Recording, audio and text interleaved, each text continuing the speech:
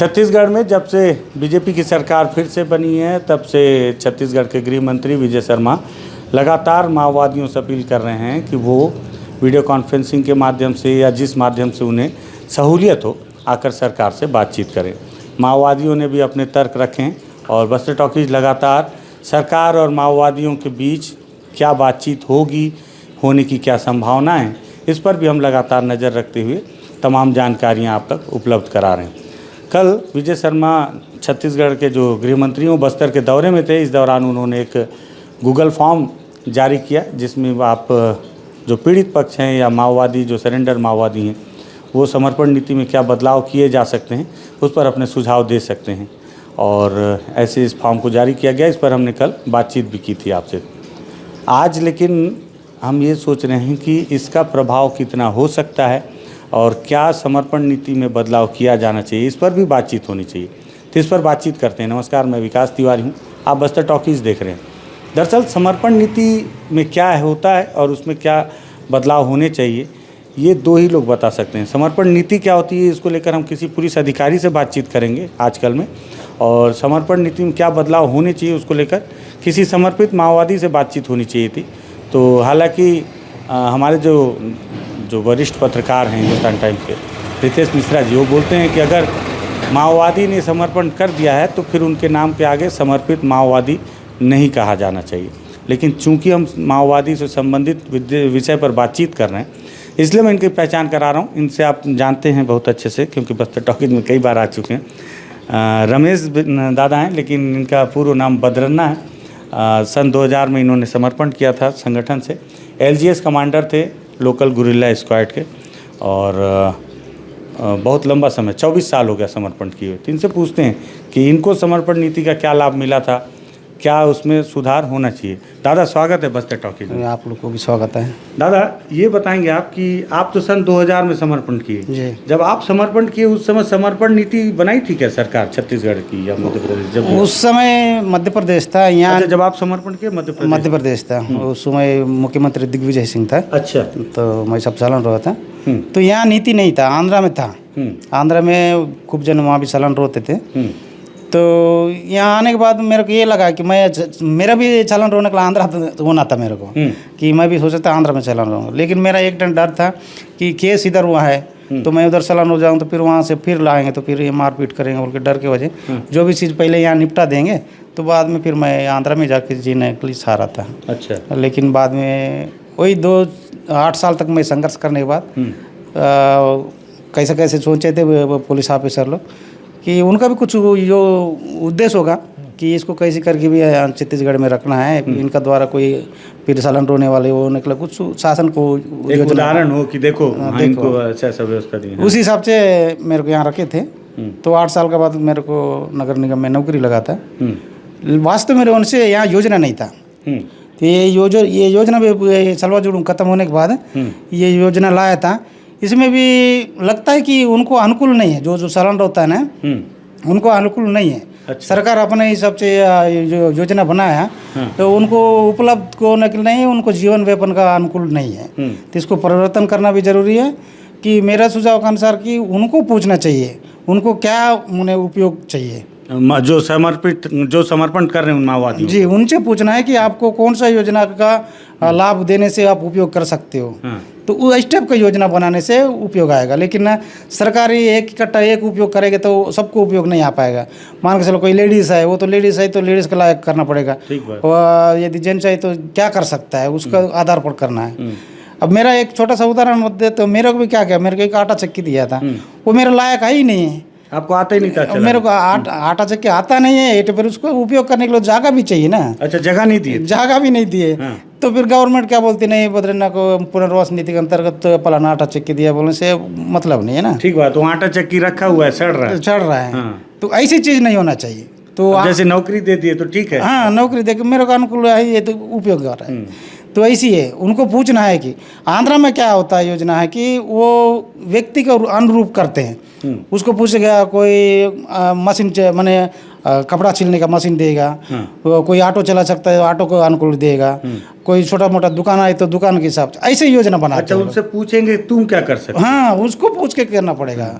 आंध्रा में भी समर्पित माओवादियों को ऐसे पुलिस में भर्ती करते हैं क्या, जैसे यहाँ डीआरजी बनाते हैं? नहीं, वहाँ ऐसी नहीं करते वहाँ। अच्छा, वहाँ नहीं करते। यहाँ ज़्यादा सिलेंडर वालों के करने के कारण से भी दिक्कत हो रही है। अभी सिलेंडर रोने वाले भी सोचते हैं कि फिर मैं सिलेंडर हो जाऊँगा तो फिर बंदूक पकड़ के फिर जंगल में भटकना पड़ेगा। तो आप क्या मानते हो, ये ठीक है कि गलत है? ये गलत है, तो ऐसी नहीं करना चाहिए। क्या कर देख, अब सरकार खुद ही बोल रही है कि अनपढ़ लोग को हथियार दे के नक्सली जंगल में बंदूक पकड़वा रहा है बोल के, तो वो शब्द को फिर पुनः गवर्नमेंट उपयोग कर रही है। वही व्यक्ति को फिर बंदूक दे के फिर जंगल में भटका रहने से क्या मतलब फिर दिया? वाकई में तो बहुत बड़ा मुद्दा है ना, तो गलत है ना भाई। वो आदमी जो जान के अनजान से जो भी गया हो उसमें, तो अपराधी है वो एक हिसाब से। तो अपराधी को फिर तो हथियार देगा तो फिर आदमी क्या करेगा बता? वो तो फिर अपराधी तो करने में वो सक्षम हो जाएगा ना। लेकिन पुलिस के अधिकारी बोलते हैं कि ये जो समर्पित माओवादी होते हैं इनको वहाँ का गांव का जंगल का जानकारी अच्छा रहता है, इससे मदद मिलता है। मदद मिले इसलिए गवर्नमेंट को अनुकूल हो रहा है ना, गवर्नमेंट को फायदा है तो उनको दे रहे हैं। मतलब सरकार अपने फायदे के लिए अपने फायदे के लिए इनके फायदे के लिए इनके फायदे के लिए नहीं ना। ये बंदूक छोड़ के आ रहे हैं फिर बंदूक पकड़ा फिर बंदूक दे रहा है। इसलिए देखो उन लोग परिवार से, देखो नक्सली में गया था, फैमिली से दूर था, परिवार से।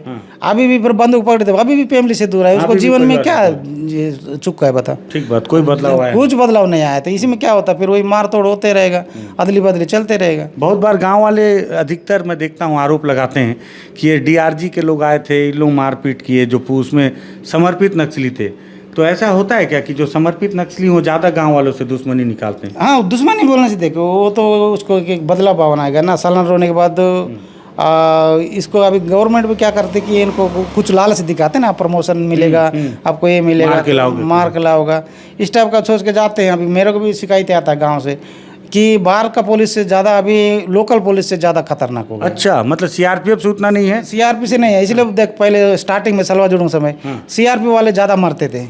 अभी लोकल वाले कोई नहीं मरते थे। अभी सीआरपी वाले बच गए, अभी लोकल वाले सामने हो गए। तो इसी कारण से अभी पार्टी को भी थोड़ा नुकसान हो रहा है। अच्छा। पार्टी इसीलिए सरकार ने उस हिसाब से उनको बंदूक दे के फिर जंगल में भेजना। पार्टी मतलब माओवादी पार्टी? माओवादी पार्टी। अच्छा, उनको इसलिए नुकसान भी हो रहा है ज़्यादा, क्योंकि डीआरजी में लोकल वाले हैं, उनको सुबह उसी में दलम में घूमे वाले हैं, उनको हर एरिया मालूम है, कहाँ पानी है, नदी है। तो इसका फायदा सरकार को मिल रहा है। लेकिन जो समर्पण करके आया उसके लिए ये फायदा नहीं, उनको फायदा नहीं, उसको बस नौकरी मिल रहा है। बस नौकरी मिल रहा है, वो भी सुखी जीवन नहीं। सुख जीवन नहीं। जैसे अब आपको नगर निगम में नौकरी मिल गया तो आप अपने परिवार के साथ अपने आराम से, अभी मैं इसलिए दोपहर को आया हूँ तो दादा खाना खा के आराम कर रहे थे। क्या मैं इसलिए मेरे को शुरुआत मेरे को भी बोला था ना पुलिस में भर्ती करेगा, मैं बोला मैं पुनः बंदूक नहीं पकड़ूंगा। अच्छा, आप ही मना कर दिया? मैं खुद ही मना कर दिया कि मैं देखो जान के अनजान से मैं बंदूक पकड़ा रहा कि, लेकिन अभी मैं जान गया, समझ गया हूँ, मैं हथियार फिर दोबारा नहीं पकड़ूंगा। वाह। तो इसलिए मैं मेरे कहीं ना कहीं मेरे को जीवन वेपन के लिए मेरे को सिविल विभाग में, मैंने सिविल में पुलिस विभाग छोड़ के मेरे को दे दीजिए, मैं जीवन वेपन कर सकूँ, कुछ भी काम दे, कुछ भी दे।